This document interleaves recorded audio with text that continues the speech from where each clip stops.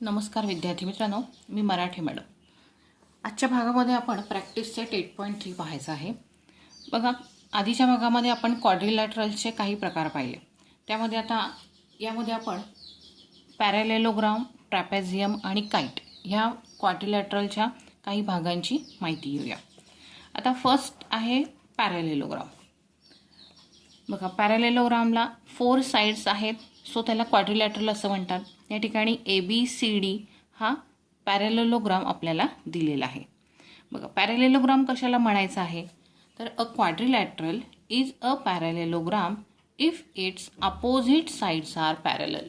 जर दिलेल्या क्वाड्रिलॅटरलच्या अपोजिट साइड्स जर पॅरलल असतील, बघा साईड AD आणि साईड BC ह्या कशा आहेत, अपोजिट साइड्स आहेत आणि त्या पॅरलल आहेत. तसंच साईड AB आणि साईड DC या सुद्धा अपोजिट साइड्स आहेत आणि त्या एकमेकींना पॅरलल आहेत. पॅरलल याचाच अर्थ काय की त्यांच्यामध्ये कोणताही एक कॉमन पॉईंट नाही. सो ज्या क्वाड्रिलॅटरलच्या अपोजिट साइड्स पॅरलल असतात त्या क्वाड्रिलॅटरलला काय म्हणायचं आहे, पॅरालेलोग्राम असं म्हणतात. आता आपण पाहूया या पॅरालेलोग्रामच्या प्रॉपर्टीज काय काय आहेत.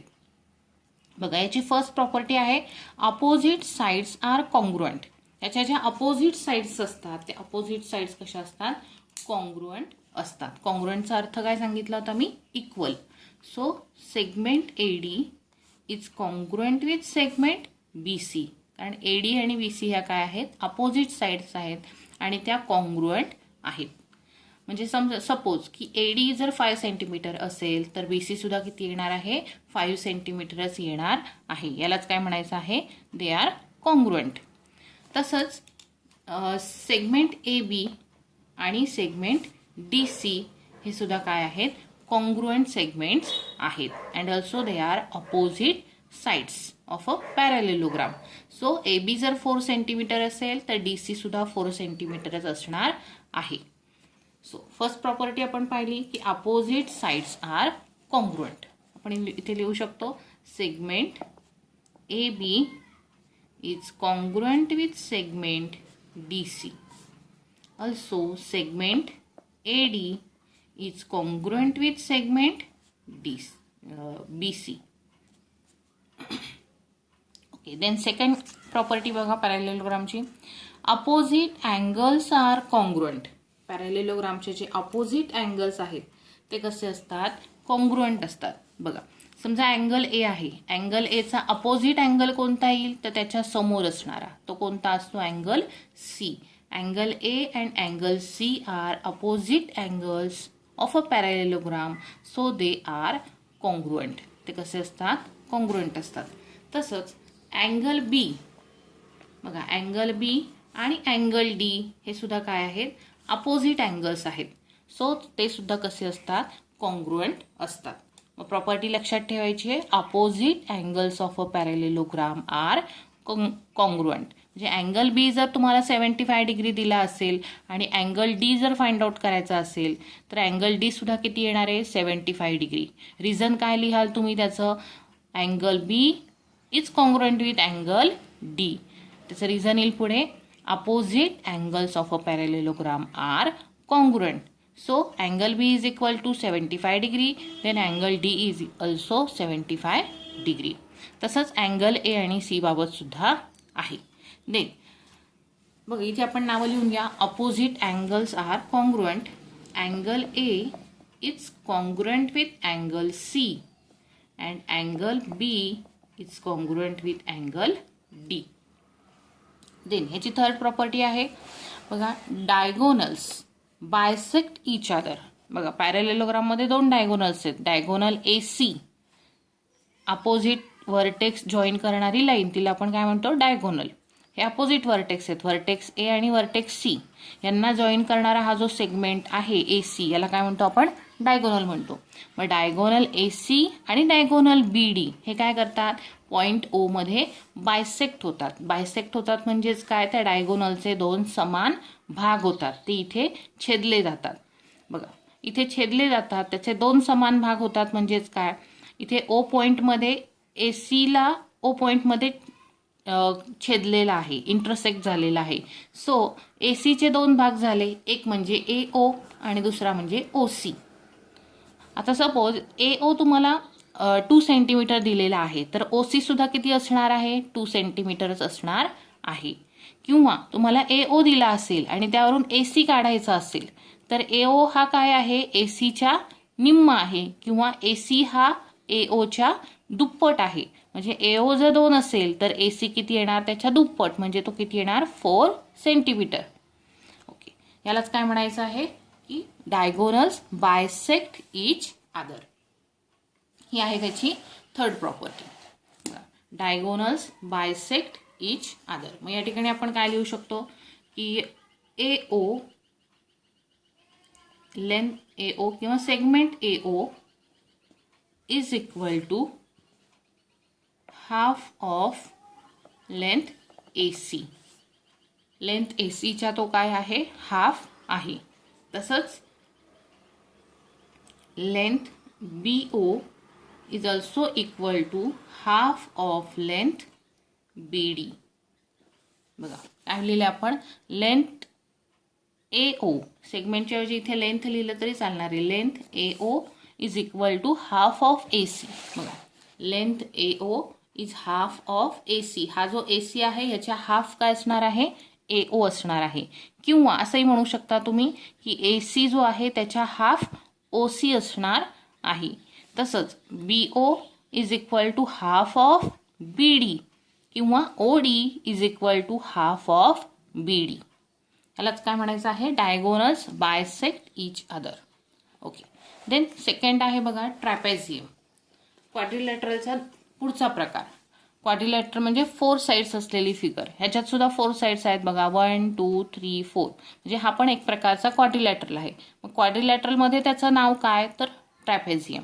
ट्रॅपेझियम कशाला म्हणतात? बघा फिगर ऑब्झर्व केली तर काय दिसतं आहे तुम्हाला की सेगमेंट PS आणि सेगमेंट QR कसे आहेत?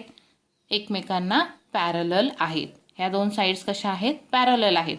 पण जर PQ आणि SR जर आपण ऑब्झर्व केली तर या पॅरलल आहेत का? नाही आहेत. आणि जर आपण PQ पुढे वाढवली आणि SR वाढवली तर त्या कुठेतरी एका पॉइंटला काय होतील? इंटरसेक्ट होतील, म्हणजे एकमेकांना त्या साईड छेदतील. म्हणून यांना आपण पॅरलल म्हणणार नाही. म्हणजे ट्रॅपेझियममध्ये आपल्याला काय दिसतं की त्यांचा जो एक पेअर आहे, साईडचा एक पेअर आहे, तो कसा असतो? पॅरलल असतो. बघूया आपण त्याची डेफिनेशन. बघा, if only one pair of opposite sides of a quadrilateral is parallel, then it is called trapezium. ज्या क्वाड्रिलॅटरमध्ये एक पेअर साईडचा एक अपोजिट साईडचा एक पेअर हा पॅरलल असतो. बघा ह्या अपोजिट साईड्स आहेत, साईड PS आणि साईड QR. ह्या अपोजिट साईड्स आहेत आणि त्यांचा पेअर हा जेव्हा पॅरलल असतो तेव्हा त्या फिगरला काय म्हणायचं आहे? ट्रॅपेझियम असं म्हणायचं आहे. आता याच्या प्रॉपर्टीज काय आहेत बघा. बघा, here we use property of interior angles. इथे आपण कोणती प्रॉपर्टी यूज करतो? इंटिरियर अँगल्सची. इंटिरियर अँगल्स आपण कशामध्ये शिकले होतो बघा? 2 parallel lines and their transversal. ह्या भागामध्ये आपण फर्स्ट लेसनमध्ये, सेकंड लेसनमध्ये शिकलेलो होतो. मग तीच प्रॉपर्टी इथे यूज केली जाते इंटिरियर अँगल्सची. आता इथे इंटिरियर अँगल्स कुठे फॉर्म होतात बघा. बघा PS ही एक साईड आहे आणि QR ही एक साईड आहे. ह्या दोघी कशा आहेत? पॅरलल आहेत. मग PQ हा काय झाला? त्यांचा ट्रान्सव्हर्सल झाला. ही त्यांची ट्रान्सव्हर्सल आहे. किंवा SR ही सुद्धा काय आहे? त्यांची ट्रान्सव्हर्सल आहे. आता बघा, पॅरलल लाईन्सच्या मधून जाणारी ही ट्रान्सव्हर्सल. मग दोन्ही पॅरलल लाईन्सच्या मध्ये म्हणजे बघा हा अँगल आणि हा अँगल हे काय असणार आहेत? इंटिरियर अँगल्स असणार आहेत. बघा, पॅरलल लाईन्सच्या मध्ये तयार होणाऱ्या अँगल्सना काय म्हणतो आपण? इंटिरियर अँगल्स म्हणतो. त्यांची प्रॉपर्टी काय असते? The sum of the interior angles is supplementary. हे जे इंटिरियर अँगल्स आहेत त्यांची सम किती येते? ती सप्लिमेंटरी असते. सप्लिमेंटरी याचा अर्थ काय की त्या दोन्हींची जर आपण ॲडिशन केली, त्यांची सम केली तर ती 180 डिग्री इतकी येते. तसंच या बाजूचं सुद्धा आहे, कारण अँगल S आणि अँगल R हे सुद्धा काय आहेत? पॅरलल लाईन्सच्या मध्ये आहेत. या ज्या पॅरलल लाईन्स आहेत त्यांच्या मध्ये हे अँगल तयार होतात. सो यांना आपण काय म्हणतो? इंटिरियर अँगल्स इन म्हणजे आतल्या बाजूला, दोन पॅरलल लाईन्सच्या आतल्या बाजूला तयार होणारे अँगल्स, इंटिरियर अँगल्स. मग यांची प्रॉपर्टी सुद्धा काय आहे? The sum of the interior angles is supplementary. म्हणजे त्यांची जर ॲडिशन केली तर ती किती येणार आहे? सप्लिमेंटरी याचाच अर्थ 180 डिग्री. मग इथे आपण लिहू शकतो angle P plus angle Q is equal to 180 degree. Also angle R plus measure angle S is equal to 180 degree. ही एकच याची प्रॉपर्टी ट्रॅपेझियमची लक्षात ठेवायची आहे की त्यांचा अपोजिट साईडचा पॅरलल लाईन्समधल्या अपोजिट साईडचा एकच पेअर पॅरलल असतो आणि त्याचे जे अँगल्स आहेत ते म्हणजे अँगल पी आणि अँगल क्यू हे इंटिरियर अँगल्स आहेत, तो त्यांची सम 180 येते. तसंच अँगल एस आणि अँगल आर सुद्धा इंटिरियर अँगल्स आहेत, सो त्यांची सम सुद्धा 180 इतकीच येते. देन आता याच्यातली नेक्स्ट फिगर दाखवली आहे बघा, काईट. काईट हा सुद्धा काय आहे? एक प्रकारचा क्वाड्रिलॅटरल आहे. त्याला 4 साईड्स आहेत, A B, B C, C D आणि ए डी. त्यानंतर 2 डायगोनल्स आहेत बघा, बी डी हा एक डायगोनल आहे आणि ए सी हा एक डायगोनल आहे. आता फिगरमध्ये नीट ऑब्झर्व केलं आपण तर इथे आपल्याला सारख्या खुणा दाखवलेल्या आहेत. याचाच अर्थ काय? तर ई हा काय आहे? ए सीचा इंटरसेक्टिंग पॉईंट आहे. सो ई पॉईंटमुळे काय होतं की ए सीचे 2 भाग होतात, ए ई आणि ई सी, आणि ते कसे असतात? एकमेकांना कॉन्ग्रुएंट असतात. म्हणजे A E is equal to E C असं येणार आहे. म्हणजेच डायगोनल बी डी आणि डायगोनल ए सी ई पॉईंटमध्ये काय होतात? बायसेक्ट होतात. तसेच ते एकमेकांना काय आहेत? परपेंडिक्युलर बायसेक्टर सुद्धा आहेत. परपेंडिक्युलर बायसेक्टरचा अर्थ मी काय सांगितला होता की जेव्हा हे 2 डायगोनल एकमेकांना परपेंडिक्युलर बायसेक्टर असतात याचाच अर्थ काय? ते ज्या पॉईंटला बायसेक्ट होतात त्या पॉईंटपाशी ते 90 डिग्रीचा अँगल तयार करतात. म्हणजे इथे 1, 2, 3, 4 हे जे 4 अँगल्स तयार होतात ते किती डिग्रीचे असणार आहेत? 90 डिग्रीचे असणार आहेत. आता बघूया आपण काईट कशाला म्हणायचं. If one diagonal is the perpendicular bisector of the other diagonal. जेव्हा काईटमधला एक डायगोनल हा दुसऱ्या डायगोनलचा परपेंडिक्युलर बायसेक्टर असतो तेव्हा आपण त्या फिगरला काईट असं म्हणतो. आता या काईटची प्रॉपर्टी काय बघा, 2 pair of adjacent sides are congruent. या ठिकाणी जे ॲडजसंट साइड्स आहेत त्या ॲडजसंट साइड्सचे 2 पेअर कसे असतात? कॉन्ग्रुएंट असतात. बघा ॲडजसंट साइड म्हणजे काय की ज्या 2 साइड्समध्ये एक कॉमन व्हर्टेक्स असतो त्यांना आपण ॲडजसंट साइड म्हणतो. बघा इथे ए बी आणि बी सी ह्या कशा आहेत? ॲडजसंट साइड्स आहेत. सेगमेंट ए बी आणि सेगमेंट बी सी. ह्यामध्ये बी हा काय येतो? या साईडमध्ये पण बी पॉईंट आहे आणि या साईडमध्ये पण बी पॉईंट आहे. म्हणजे बी हा काय झाला? कॉमन व्हर्टेक्स झाला. So segment A B is equal to segment B C असं आपल्याला म्हणता येईल. 2 pair of adjacent sides are congruent. त्याच्यातला हा एक पेअर झाला. आता इथे खाली दुसरा पेअर तयार होतो, सेगमेंट ए डी आणि सेगमेंट सी डी. बघा सेगमेंट ए डी आणि सी डीमध्ये डी हा व्हर्टेक्स काय येतो? कॉमन येतो दोन्ही साईड्समध्ये. सो यांना काय म्हणायचं आहे? ॲडजसंट साइड्स. ज्या 2 साईड्समध्ये एक कॉमन व्हर्टेक्स येतो त्यांना म्हणायचं आहे ॲडजसंट साइड्स. मग या ठिकाणी 2 ॲडजसंट साइड्सचे पेअर तयार होतात की जे कॉन्ग्रुएंट असतात. म्हणजे इथे ए बी जर 5 सेंटीमीटर असेल तर बी सी सुद्धा 5 सेंटीमीटर असणार आहे. ते कॉन्ग्रुएंट सुद्धा असतात आणि ॲडजसंट सुद्धा असतात. तसंच ए डी जर 7 सेंटीमीटर असेल तर डी सी सुद्धा काय असणार आहे? 7 सेंटीमीटरच असणार आहे. ओके. देन सेकंड प्रॉपर्टी आहे बघायची, 1 pair of opposite angle. 1 pair of opposite angle is congruent. बघा यांच्यातला जो एक पेअर आहे अपोजिट अँगल्सचा तो कॉन्ग्रुएंट असतो. आता कोणता असेल? बघा या ठिकाणी ए ई आणि ई सी हे कॉन्ग्रुएंट दाखवलेले आहेत आपण. मग जर ह्या 2 साइड्स कॉन्ग्रुएंट असतील तर ह्या 2 साइड्समुळे तयार होणारे हे जे अँगल्स आहेत हे अँगल्स सुद्धा कसे असणार आहेत? कॉन्ग्रुएंट असणार आहेत. So angle A is congruent with angle C. काईटच्या ह्या प्रॉपर्टीज लिहून घ्यायच्या आहेत. ओके. आपण आता प्रॅक्टिस सेट 8.3 मधला क्वेश्चन फर्स्ट पाहूया. Measures of opposite angles of a parallelogram are 3x minus 2 degree and 50 minus x degree. Find the measure of each angle. बघा, एक पॅरालेलोग्राम आहे आणि त्या पॅरालेलोग्रामचे अपोजिट अँगल्स आपल्याला दिलेले आहेत. सपोज आपण करूया की ABCD इज अ पॅरालेलोग्राम. आता याचे अपोजिट अँगल समजा आपण सपोज केले A आणि C अपोजिट अँगल्स आहेत. त्यांचे मेजर्स काय दिलेत तर एकाचं आहे 3x minus 2 degree आणि एकाचं मेजर आहे 50 minus x degree. Find the measure of each angle. तर आपल्याला अँगल ABC आणि D ह्या प्रत्येक अँगलचं मेजर फाइंड आउट करायचं आहे. बघा, त्यासाठी आपण काय काय त्याच्या प्रॉपर्टीज वापरणार आहोत. सुरुवातीला आपण लिहूया quadrilateral ABCD. ABCD is a quadrilateral. Then property काय आहे, opposite angles of a parallelogram are congruent. तीच प्रॉपर्टी आपण लिहूया opposite angles of a parallelogram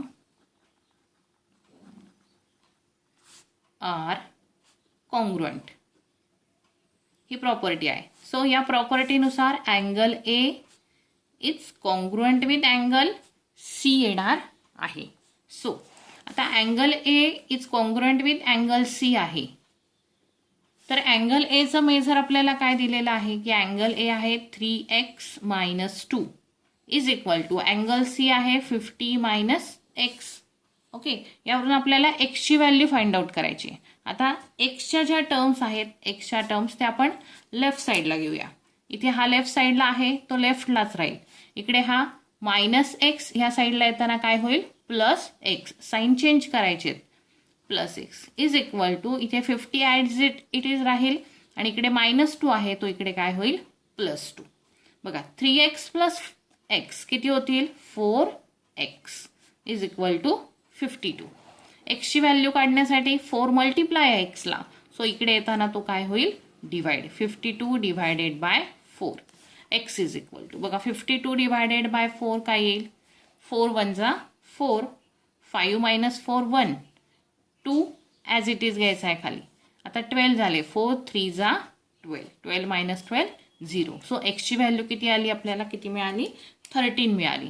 आता आपल्याला इच अँगल फाइंड आउट करायचा आहे.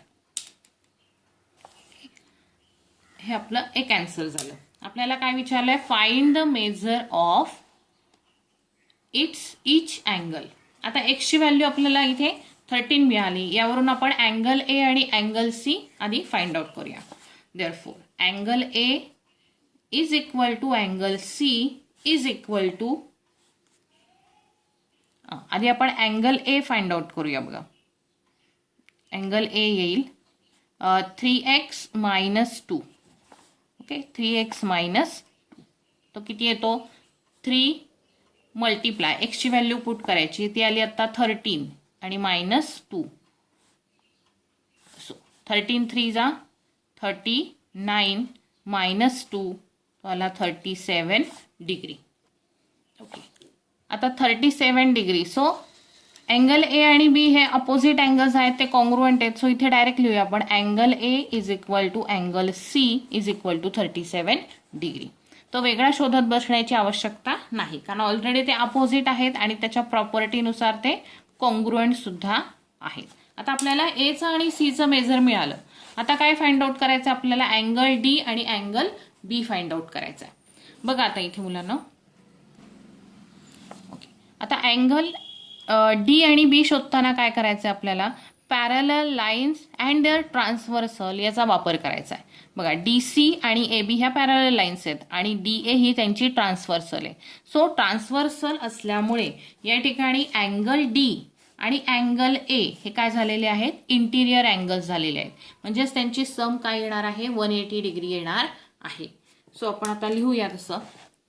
So therefore DC segment DC is parallel to segment AB. Okay, segment DC is parallel to segment AB and segment DA is a transversal. DA ही काय झाली त्याची transversal झाली. Therefore angle D plus angle A is equal to 180 degree. याचं reason काय लिहिता येईल? They are interior angles. They are interior angles. बघा हा भाग मुलांना तुम्हाला जॉमेट्रीशी रिलेटेड आहे. सो तुम्हाला इथे प्रत्येक गोष्टीसाठी रिझन लिहावं लागतं की तुम्ही कोणती प्रॉपर्टी यूज करून ते आन्सर काढता आहात, ती प्रॉपर्टी लिहिणं यामध्ये आवश्यक असतं. So angle D plus angle ए आलं 180 डिग्री. आता अँगल डी आपल्याला फाइंड आउट करायचा आहे, तो आपण तसाच लिहूया. अँगल ए आपण इथे शोधला आहे, तो आहे 37 डिग्री. सो लिहा 37 degree, put the value of A, then 180 degree. आता अँगल डी फाइंड आउट करण्यासाठी प्लस 37 इकडे जाताना काय होईल? -37. सो 37 मायनस झाले, आन्सर किती येईल याचं? 143. बघा आपण सबट्रॅक्शन हवं ते इथे करून बघू शकतो. 180 मायनस 37, इथे 0 आहे, 0तून 7 जात नाही, इकडनं कॅरी करायचा, 10 होतील. इथला कट होऊन 7 होतील. ओके, 10 मधून 7 गेले, 3 राहिले. 7 मायनस 3 4 आणि 1 ॲज इट इज राहील. 143 डिग्री हे मिळालं आहे आपल्याला अँगल डीचं मेजर. आता अँगल डी आणि अँगल बी हे काय आहेत? अपोजिट अँगल्स आहेत. बघा फिगरमध्ये अँगल डी आणि अँगल बी अपोजिट अँगल्स आहेत. सो त्यांचं मेजर काय असणार आहे? सेम असणार आहे. सो इथे लिहूया आपण angle D is equal to angle B is equal to 143 degree. लिहायचं आहे opposite angles of parallelogram are congruent. आणि आता यामुळे आपल्याला चारही अँगल्सचे मेजर्स मिळालेले आहेत, आपण ते फाइंड आउट केलेले आहेत. या प्रकारे आपला क्वेश्चन फर्स्ट कंप्लीट झाला. बघा question 2, referring to the given figure of a parallelogram, म्हणजे पॅरलेलोग्रामच्या या दिलेल्या फिगरनुसार write the answers of questions given below. बघा WXYZ ही फिगर आपल्याला दिलेली आहे या क्वेश्चनसाठी. त्यावरून आपल्याला हे क्वेश्चन सॉल्व्ह करायचे.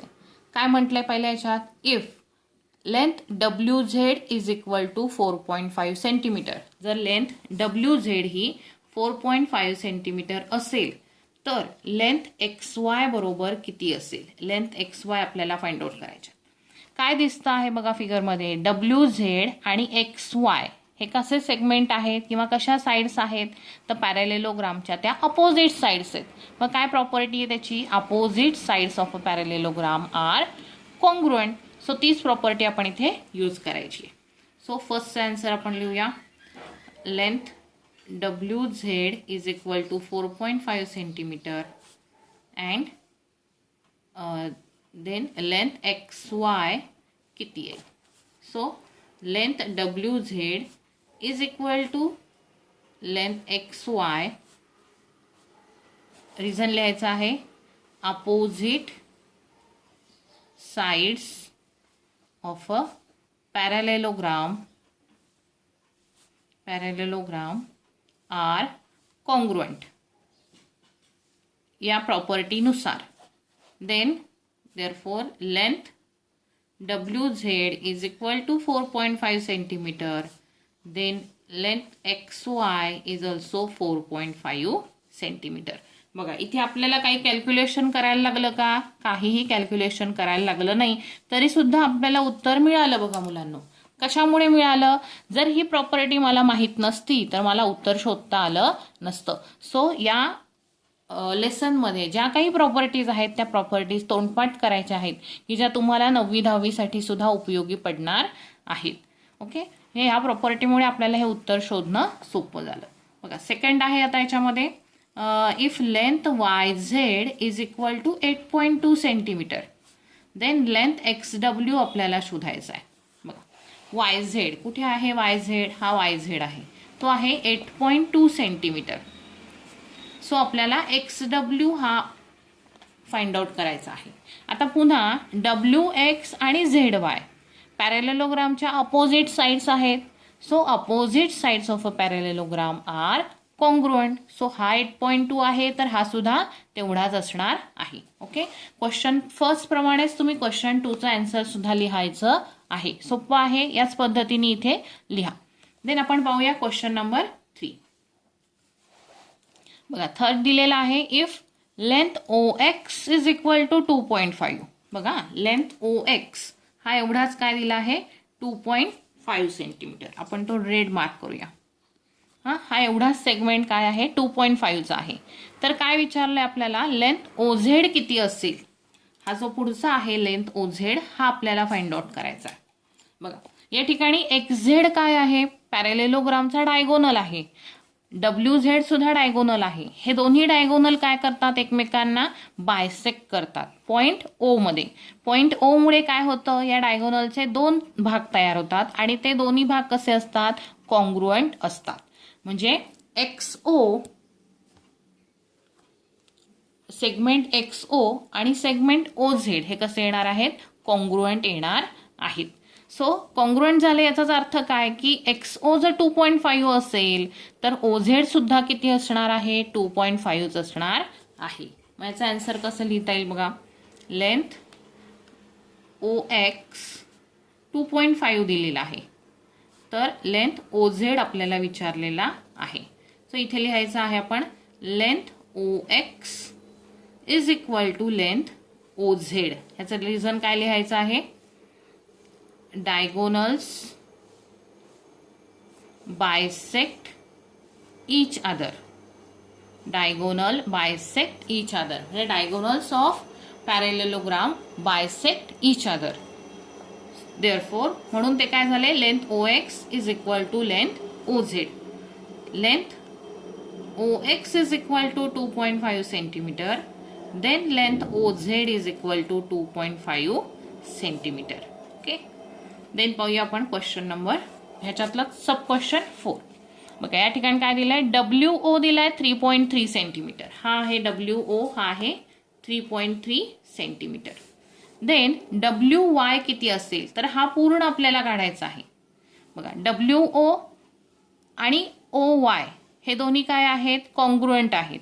हा 3.3 तर हा सुद्धा 3.3, म्हणजे ह्याची ॲडिशन करून सुद्धा तुम्ही दाखवू शकता, किंवा WOच्या ट्वाइस म्हणजे दुप्पट WY असणार आहे. सो आपण WY is equal to 2 into WO असंही दाखवू शकतो. बघा दोन्ही प्रकारे मी दाखवते, तुम्हाला जी पद्धत सोपी वाटेल त्याप्रमाणे तुम्ही सोडवू शकता. लेंथ WO दिला आहे 3.3 सेंटीमीटर आणि लेंथ WY आपल्याला फाइंड आउट करायचं. सो आपण असं लिहू शकतो, length WO plus length OY. बघा काय लिहिले मी, WO plus OY, WO plus OY is equal to काय येणार आहे, WY is equal to length WY. So WO 3.3 plus OY सुद्धा काय येणार 3.3, बरोबर आहे. इथे तो बायसेक्ट दाखवलेला आहे आणि ऑलरेडी आपण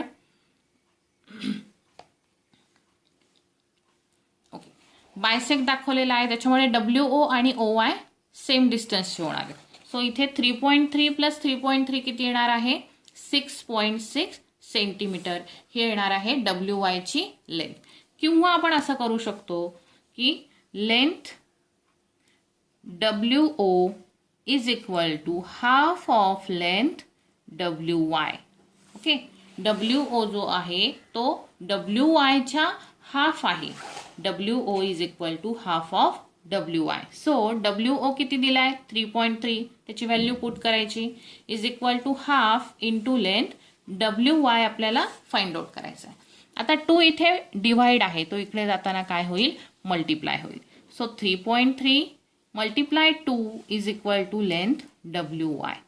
2 3 जा 6, पॉईंटशी पॉईंट द्यायचा आणि परत 2 3 जा 6. आन्सर काय आलं पुन्हा, WY is equal to 6.6 centimetre. कोणत्याही मेथडनी केलं तरी आन्सर तुम्हाला तेच मिळणार आहे. ओके, आता याच्यातला 5th क्वेश्चन बघूया. इफ मेजर अँगल WZY, बघा WZ आणि Y हा जो मेजर अँगल आहे याचं मेजर दिलाय 120 डिग्री. हा दिलाय 120 डिग्री हा angle. Then we have to find measure angle WXY. आपल्याला WXY हा फाइंड आउट करायचा आहे. बघा काही मुलांच्या लगेच लक्षात आलं असेल की आपण इथे कोणती प्रॉपर्टी वापरणार आहोत. Opposite angles of a parallelogram are congruent. बरोबर. सो WZY जर 120 डिग्रीचा असेल तर WXY सुद्धा काय असणार आहे, 120 डिग्रीचाच असणार आहे, कारण ते काय आहेत, अपोजिट अँगल्स आहेत. त्याचबरोबर आणखीन आपल्याला प्रश्न विचारला आहे XWZ किती मापाचा असेल. XW आणि Z हा अँगल सुद्धा आपल्याला फाइंड आउट करायचा आहे. हा फाइंड आउट करण्यासाठी काय करावं लागेल आपल्याला की WZ आणि XY पॅरलल लाईन दाखवावे लागतील आणि WX त्यांची ट्रान्सव्हर्सल आहे.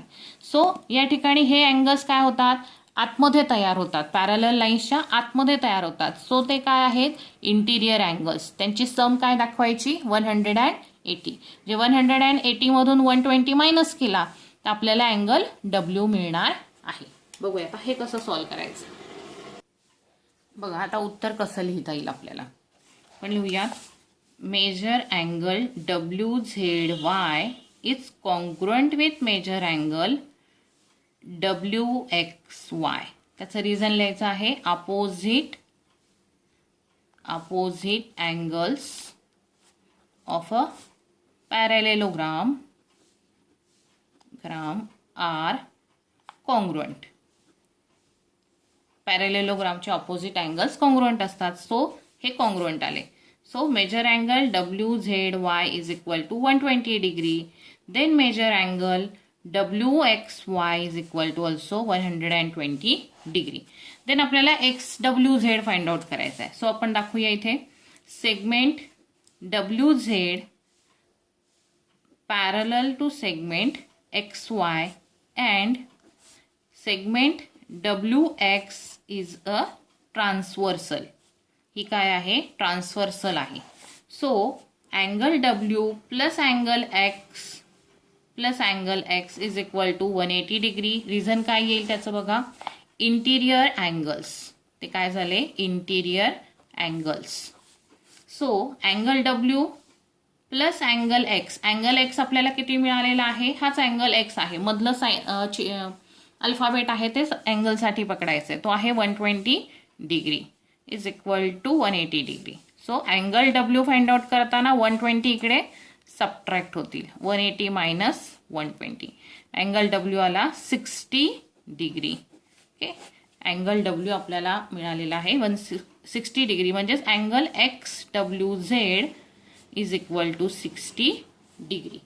या प्रकारे आपण आन्सर फाइंड आउट केलेलं आहे. ह्या व्हिडिओमध्ये आपण एवढाच भाग घेणार आहे. पुढचे क्वेश्चन मी नेक्स्ट व्हिडिओमध्ये पाठवणार आहे. क्वेश्चन 3, 4, 5, 6 सगळे व्हिडिओ तुम्ही व्यवस्थित पहा, रिव्हिजन करत चला, मॅथ्स जास्तीत जास्त क्वेश्चन सॉल्व करा. ओके, व्हिडिओ आवडत असतील लाईक करा, शेअर करा आणि सबस्क्राईब करा.